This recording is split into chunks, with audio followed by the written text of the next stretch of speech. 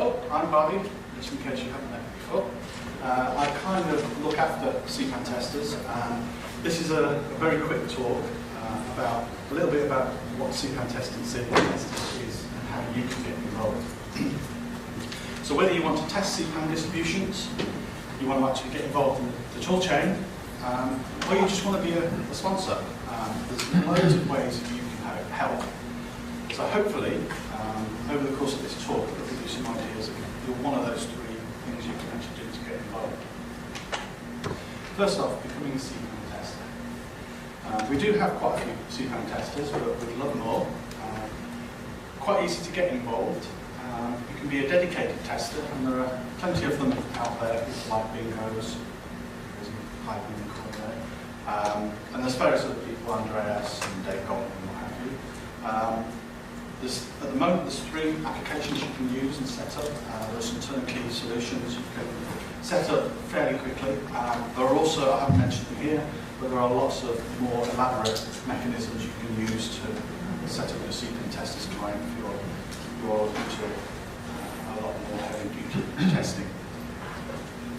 You can also just send testers reports as you're installing modules. So if you've got a server somewhere, it's quite easy to just install one of these 3 modules, and pretty much with minimal configuration, you can just start submitting as you do a CPAN install, CPAN minus, all that kind of stuff. You can just send off the reports automatically. One of the things that's cropped up a few times over the past couple of years, really, a number of people keep asking, well, Linux particularly has got thousands of reports being submitted per day, never mind per month or again. Is there any better operating systems to use?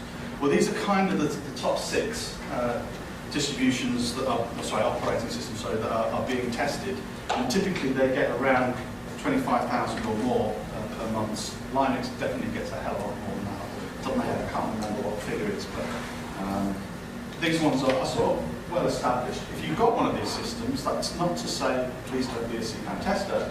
It's just to say that if you're interested in doing something a bit more interesting or useful for CPAN testers, by all means pick one of the other ones.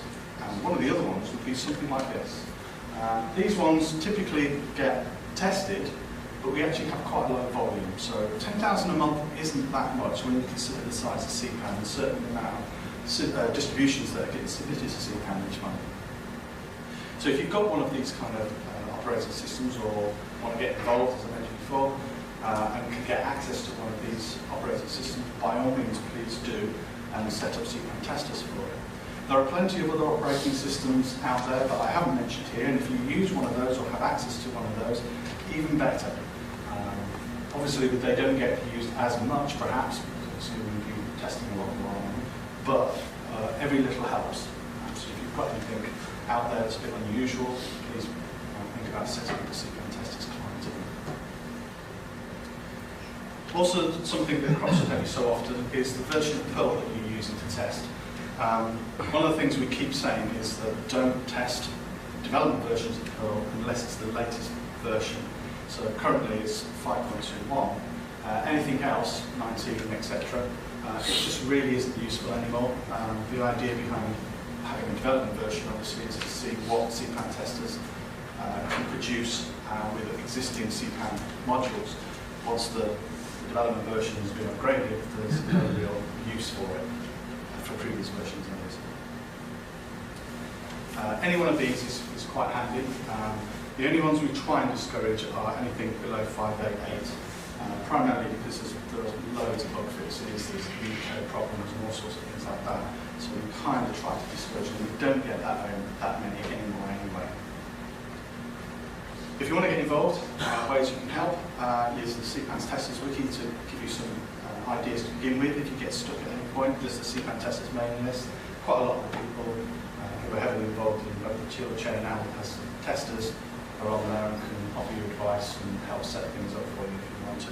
There's also the IRC channel, but it's a lot less volume, not as well used, I don't think. Bingos is probably one of the key people on there. I don't think there's a massive amount of traffic on there, so, but I mean, there are options if you want to get help. So moving on to becoming a fantastic developer, and this is kind of part of the core of the talk, really. Previously, getting involved in CPAN testers, there's lots of documentation around, there's various blog posts and things like that, so it's fairly straightforward. But if you want to be a developer, these are going to be the key areas that we're going to be looking at, certainly over the next year. So if you want to get involved and try and do something with us, these are kind of the areas that would be worthwhile getting involved with.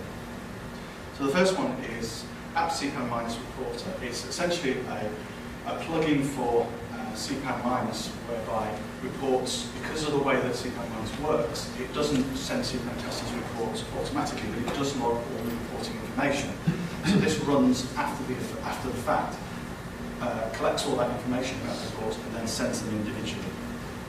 One of the problems at the moment is to try and promote that use, and so the people who are installing and using CPAN Minus, which obviously is a growing number of people, to get them using CPAN testers and submitting their reports. If you can promote it as an independent client, that you've used it or whatever, that would be brilliant.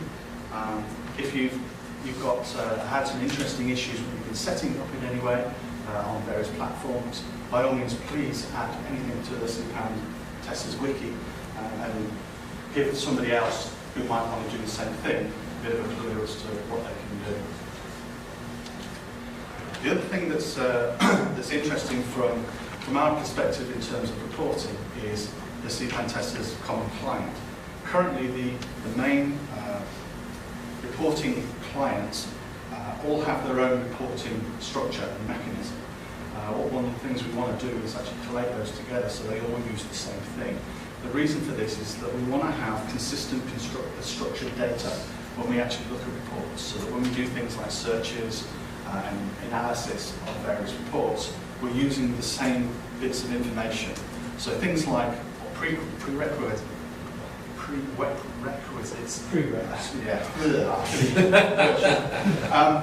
You're using, you can actually analyse regardless of which reporting module that you're using. Because it's coming out mostly as plain text, in some cases, it gets a little tricky to actually analyse it and understand what might be going wrong, what versions you've got, and all these kind of things. So Garrow's actually working on that to pull it all together. There's quite a lot of data that's already been amassed, but we would like more people to get involved and help enable that to be introduced into the current clients. The next one is the generator. Now, for those people who might not understand how CPAN testers work, I actually did a talk on this, I think it was last year's talk, where I actually talked about the mechanisms and the servers involved behind the scenes. And one of the things that we have is a Metabase server and a CPAN tester server. And the Metabase server is the store for all the reports. So when you actually do a CPAN testers run and submit it, you submit it to the Metabase, and it's essentially a big database behind it. The generator pulls that information out and then starts analysing it. So whether it's structured data or in the old sense of the old NTP reports, it would be plain text. It pulls it apart, analyses a lot of the metadata, and then produces the appropriate information, shoves it into the CPAN stats database. That then gets analysed later. Currently, because of the way we're using the Metabase, it's actually based on Amazon AWS and SimpleDB. SimpleDB has actually been discontinued by Amazon because of various flaws, and one of them is the way it does searching on dates. It can't handle it, quite simply. And one of the problems we've got is that when we're doing lots and lots of searches and lookups in the Metabase, we're currently only having one feed, and it produces lots of data that we're trying to analyse. So one of the things we actually want to look at in the future is to break that up so we can actually do better searching and potentially use queues to do all the analysis and parsing of the metadata, so that the throughput can actually increase. The benefit of this is then to actually ensure that we get a situation where we're getting almost real time. The whole point of doing CPAN testers at the moment is to try and fix all the bugs in the back end to try and get it running as quickly as possible. Over the last couple of years, really, we've got into a state where we're roughly about an hour behind. So when you submit a report into the Metabase, certainly for the most common authors or distributions, it usually takes anything between about 5 minutes to an hour to actually get onto the website. We'd actually like it to be a lot better than that. So potentially, if we can reduce it down to, within 10 minutes of you submitting a report, it's actually on the website. Brilliant. So this first part is an initial look at how we can improve the feed. The second part is actually on the report side. We actually have a builder that takes all that metadata and then builds all the associated files. And what most people don't realise is when they sort of say, it's dead easy, you get a report, you can put it on the site, it's dead easy, well, it could be dynamic. The problem is it can't be dynamic because there are lots of other associated files, mainly due to performance. So you've got things like JSON files, and we've got JSON files for the distribution, we've got JSON files for the author, we've got static pages, we've got the past matrix pages, as well as all the associated data for that particular page on an author's page or a distributions page. So in total, there's anywhere between 6 and 10 essentially pages or files that are being updated for any report. It's a hell of a lot of data being amassed. So the way we work it is that when we shove it into the queue, when the builder comes around, it looks to see for a particular distribution or an author, it collects everything that's currently waiting in the queue for that distribution or author and does it all in one go. So although reports might be coming in, say, 10 a minute or something like that, it does mean that eventually, when it comes to get them all, it's rather than just doing one in the queue, it's actually doing as many as it possibly can. The reason that's actually ended up working quite well for us is essentially because we've got two different builders at the moment, one for distributions and one for authors, and it means we can get through them. Using that principle has actually worked for us, but it could, again, it could be better. We actually want to get the situation where, again, as I mentioned earlier, we want to try and get within about 10 minutes or so of your report being printed, submitted, we actually get it on the website. So breaking down that queue even further is something we want to look at. Also there, as I mentioned, one of the things we're actually doing when we've got the static site and the past matrix site is I want to start looking certainly next year is to understand who's actually using those sites. I did some brief analysis over the past couple of months, and largely it's mainly robots and crawlers that are actually looking and viewing sites. Most of the pages don't actually get touched. So if it's not being used, then is there any real reason to have it? The static site was originally requested because a lot of people weren't using JavaScript, but realistically, if you're not using JavaScript, or you're disabling JavaScript in a web page these days, you're not going to get the best experience anyway. Past matrix file, it's kind of been taken over by the main matrix file that Slaven looks after. So again, is it really worth keeping them? If we could get rid of those, it actually reduces the amount of data that we've actually got to parse and analyse and create, and obviously it'll speed up the whole process. So again, that's something else I want to look at. There's also the admin site, which was launched last year, beginning of this year really. We had a lot of feedback initially. I've improved a lot of the processes, but I want to make it even better, and there's a lot more ideas that have been coming out more recently. One of the problems we've had, you've possibly seen it recently on blogs.perl, where there's a problem where a dependency has the fault rather than the distribution being tested. And we want a mechanism to allow authors or testers to reassign reports so they go to the right place.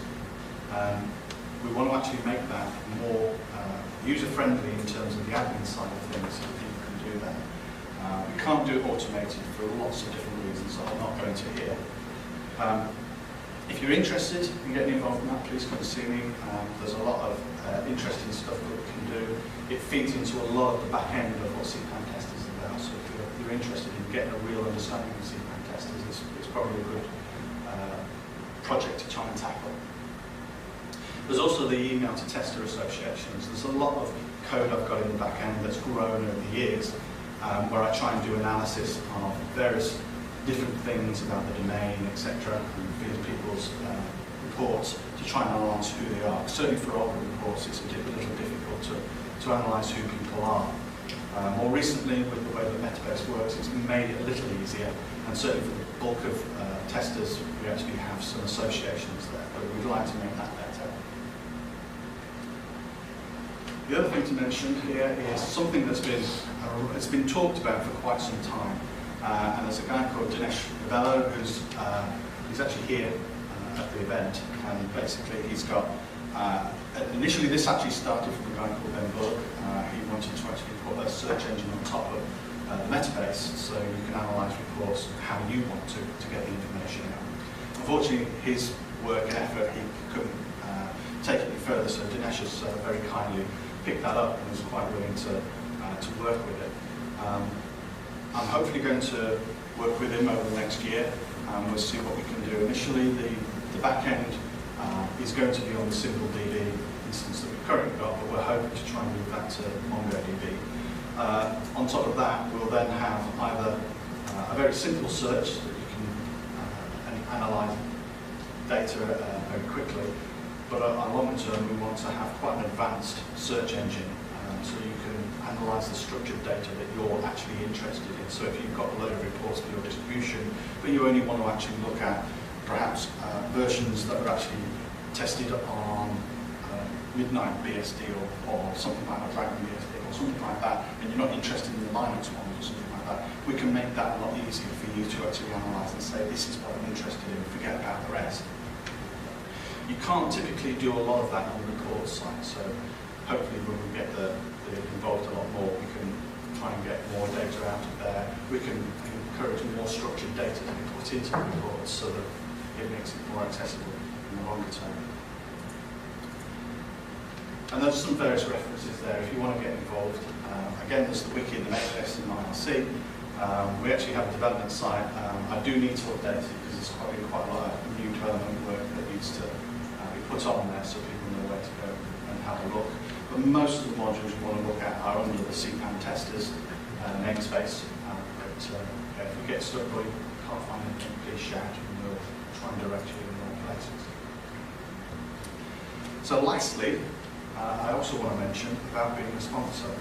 You may have seen my post recently on CPAN Testers blog. We're kind of in our last year now of being supported by Birmingham Perlmutters. I'd like to say a big thank you to Birmingham Perlmutters, DNS, WebFusion, Bytemark and the Alignment Perl organisation who've been absolutely fantastic over the last 6 or so years in ensuring that CPAN Testers grows. Not just works, but it actually grows. We've actually got bigger and more servers running the system behind the scenes. The problem is we're at a point where now we kind of need a bit more help from either from individuals or hopefully from more companies who want to get more involved in supporting Perl and CPAN testers. To give you a bit of background, we actually have 2 major servers, which are the Metabase server and the CPAN tester server, and we have 2 minor servers. One is actually just the Birmingham Perlmutters server, because the blog and the wiki don't actually have to sit on the main server to take some of the load off. We put it on the Birmingham Perlmutters servers. We've got this basically just a simple VPN system to taxi. WebFusion server is a dedicated server. It does a lot of analysis, so as a consequence, we've actually got very kindly had a server given to us where they can actually do all of that. And then on top of that as well, we've got the matrix. There are a few other things on there as well, but essentially these ones are the minor ones that we don't have to worry about too much. Just to give you a bit of an idea as well, around £1,000 a year for the Amazon service, and it's around about 2,200 for the CPAN tester service, so it does get quite expensive.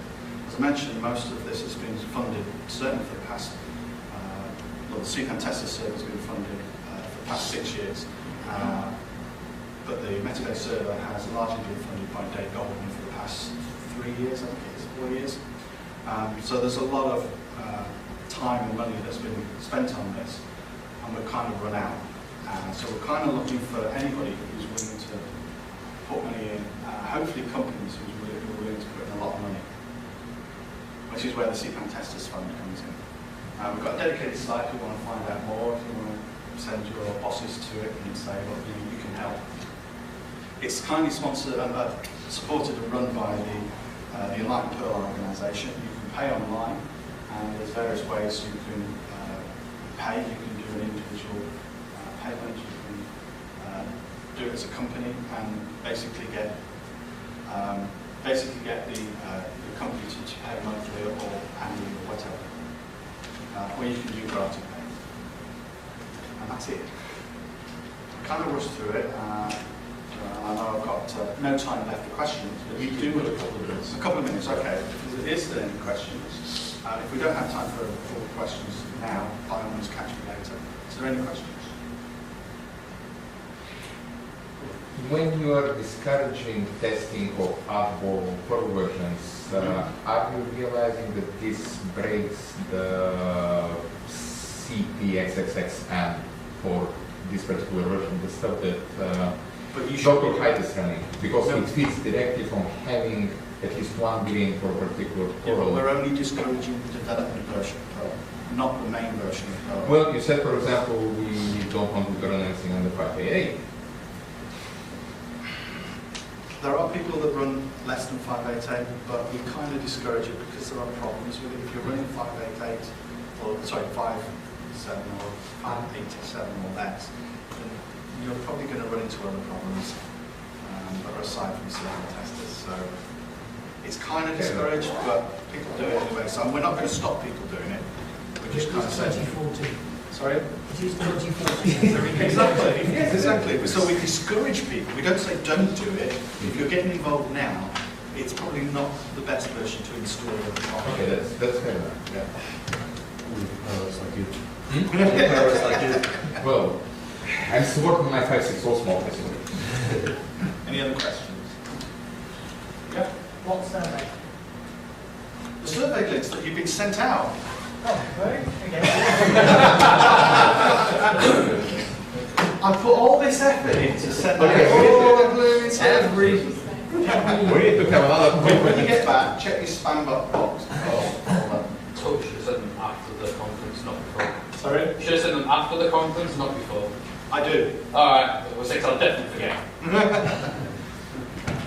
that's why we haven't seen it. Well, that's why you haven't seen it. You haven't seen it. No. I'll make sure you receive that tomorrow. I'll definitely forget. Well, thanks very much. If you do have any other questions you want to call me later, by all means do. I'll be around all day. Thanks very much.